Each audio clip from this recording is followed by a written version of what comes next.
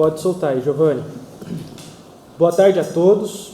Declaro aberta a presente audiência da Comissão Parlamentar de Inquérito número 2 de 2022, destinada a investigar e apurar possíveis irregularidades na direção executiva e na presidência da Fundação Educacional do Município de Assis, a FEMA. Iniciaremos os trabalhos de hoje com a oitiva do senhor Ricardo Hiroshi. Agradeço a presença do vice-presidente do Conselho Curador e passo as seguintes informações.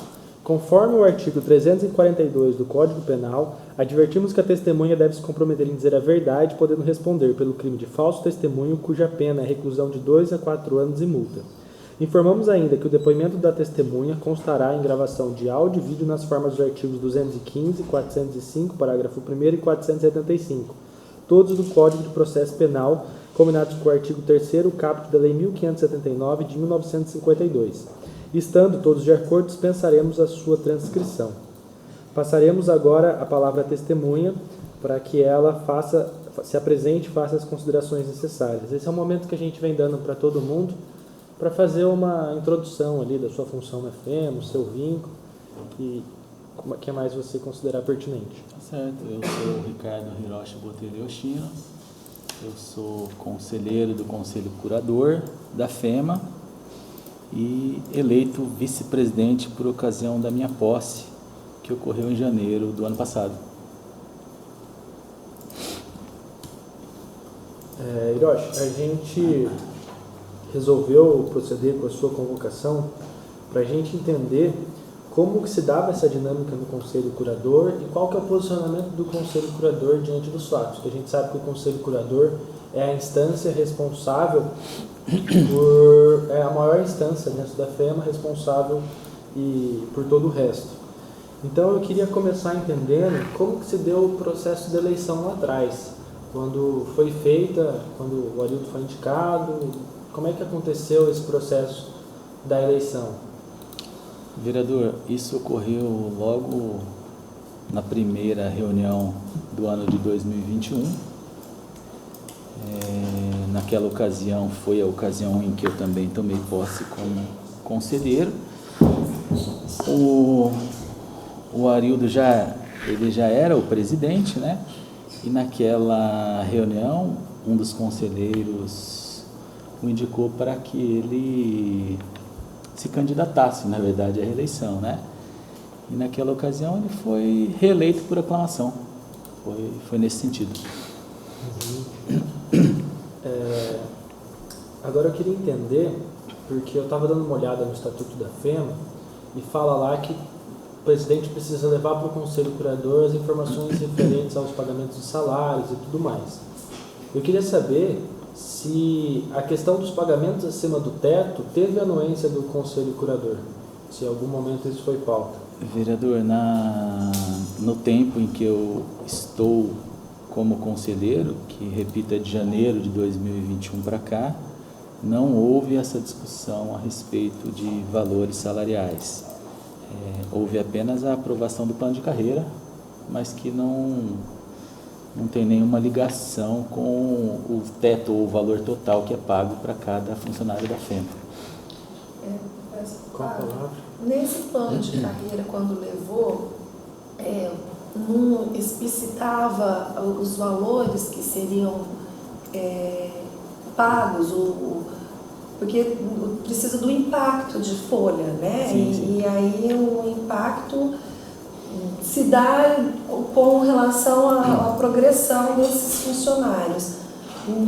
Nem dessa forma foi colocado para vocês enquanto conselheiros? Sim, naquela ocasião houve sim a informação desse estudo, né, de impacto que haveria no orçamento. Isso está inclusive na ata que houve a discussão e a aprovação do plano de carreira, mas repito que naquela ocasião não se falava em valores totais, né, mas em valor de hora-aula e dependendo da categoria, tá? Mas houve sim, todos os conselheiros naquela ocasião tomaram conhecimento do impacto que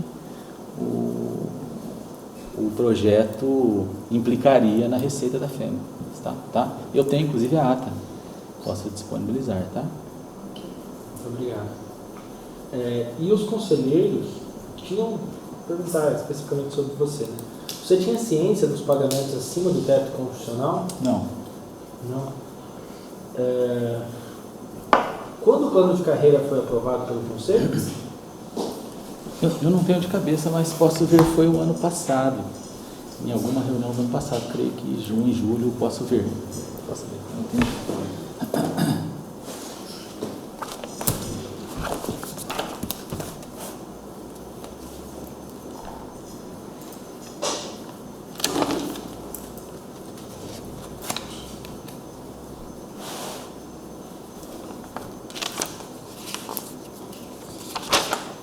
Essa pergunta que eu fiz Pois é é. porque o Vela disse aqui que todos os pagamentos realizados pela FEMA estão de acordo com o plano de carreira e por isso teriam a plena legalidade. E a nossa questão é que, pelo que já chegou para a CPI, a gente sabe que esses pagamentos começaram em 2019. Então, por isso que é importante a gente ter um depoimento aqui, isso registrado, para que a gente possa averiguar certinho a questão da cronologia dos fatos. O plano de carreira foi aprovado no dia 6 de outubro de 2021. Esse aqui, asseverou que o custo para a implantação desse plano de carreira na folha de pagamento de 2022 terá um impacto de 1,006%. Então, tiveram essas explicações em relação ao impacto, sim. Está documentado, inclusive, na ata. Muito obrigado. Eu queria entender como que se dá a prestação de contas que o Arildo apresentava para o Conselho. Como que isso chegava para vocês? Chegava tudo detalhado ou chegava de uma forma genérica? Na verdade, isso é estatutário, tá, vereador? Tem um artigo no Estatuto da FEMA que prevê o que deve ser apresentado, tá? Salvo engano, é o balanço patrimonial, o balanço financeiro, a diferença entre receita e despesa do ano anterior e o plano de trabalho. São esses os documentos que devem ser apresentados para o Conselho Curador. E além desses documentos, em algum momento eles apresentaram os contratos e as licitações que foram realizadas, uma prestação de contas nesse sentido? Na reunião de prestação de contas deste ano de 2022, infelizmente, por razões profissionais, eu estava ausente da cidade, eu não compareci. Em relação a de 2021, não teve. Em algum momento, o Conselho Curador foi consultado sobre a contratação, por exemplo, da Isalute, da Seven Joy, dessas empresas? Não. E as pautas que precisavam ser definidas junto ao Conselho? O Arildo e o Vela levavam isso juntos? Eles participavam dessas reuniões juntos ou ficava só o Arildo? Nas reuniões do Conselho, em todas em que eu estive, estavam o presidente e o diretor executivo.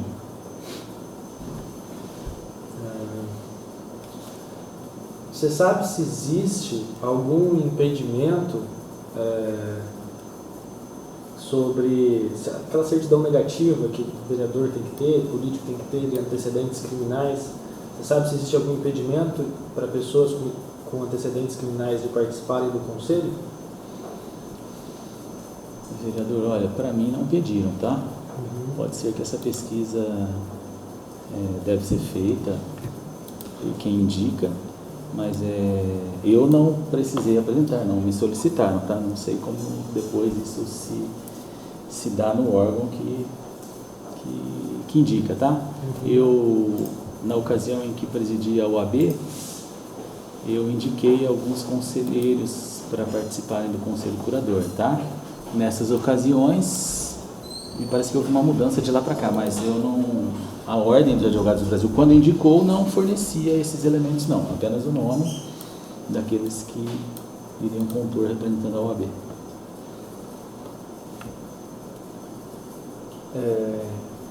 E diante disso, você acha que existe alguma falha no Estatuto que poderia ser melhorada pelo Conselho Curador em relação a essa questão das condenações?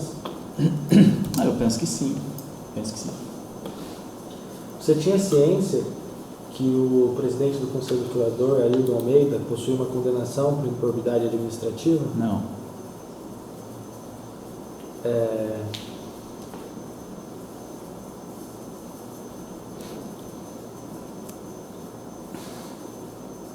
eu queria entender como que se dá a responsabilidade do conselho.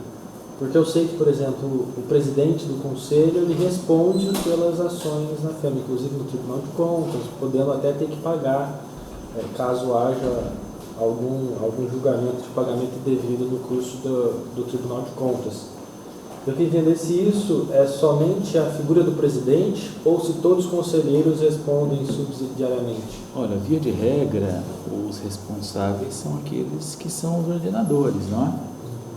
E o conselho curador imediatamente não tem essa responsabilidade, com exceção, no meu entendimento, é se comprovar alguma má-fé de algum conselheiro. Ao contrário disso, penso que não. Até porque, se olharmos a regra estatutária, o conselho, na verdade, ele realiza apenas duas reuniões por ano. Uma de prestação de contas e outra de aprovação orçamentária, de modo que o conselheiro, não tendo nenhum encargo para cumprir, penso que a responsabilidade do conselho seria se comprovada a má-fé. Só nessa hipótese.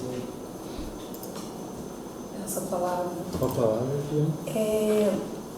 Passa pelo conselho com relação a funcionários que têm cargos, por exemplo, cargo comissionado, cargos, passa para a aprovação de vocês conselheiros?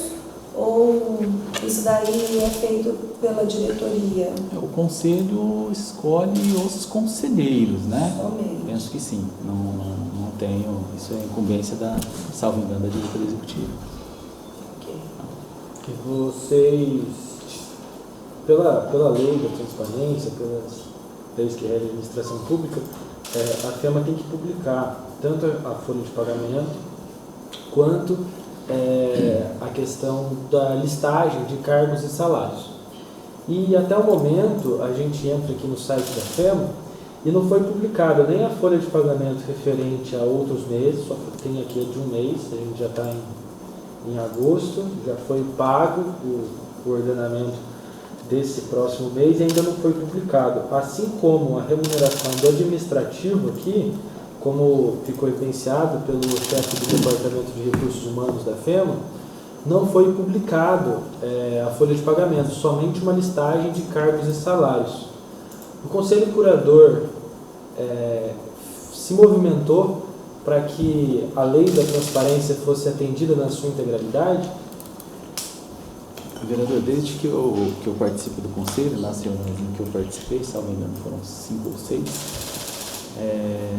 eu ouvi tanto da parte do conselho, né, uma cobrança em relação a isso, e também ouvi da parte dos gestores que estavam aí providenciando, tá? É isso que eu sei precisamente te informar, mas houve sim essas cobranças, inclusive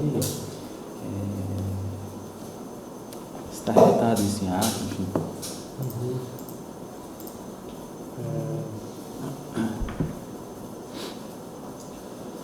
Foi aberto algum procedimento disciplinar no âmbito do Conselho Curador para avaliar a conduta do senhor Arildo Almeida e Eduardo Vela? Não. Eu acho que também não é competência do Conselho Curador. De quem seria essa competência no âmbito institucional da FEMA? Então, no âmbito institucional, foi convocada uma reunião, essa reunião ocorrerá amanhã, e o Conselho vai discutir em relação a essa questão, tá? Agora, no âmbito interno, penso que tem os órgãos que devem promover essa investigação disciplinar, tá? Mas não parte do Conselho. É evidente que cada conselheiro pode tomar a providência, sim, não é? Mas não é a competência específica do Conselho.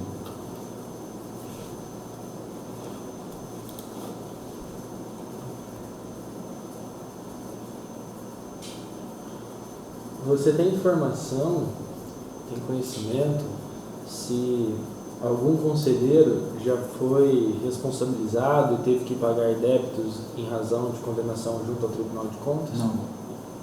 Não tenho conhecimento.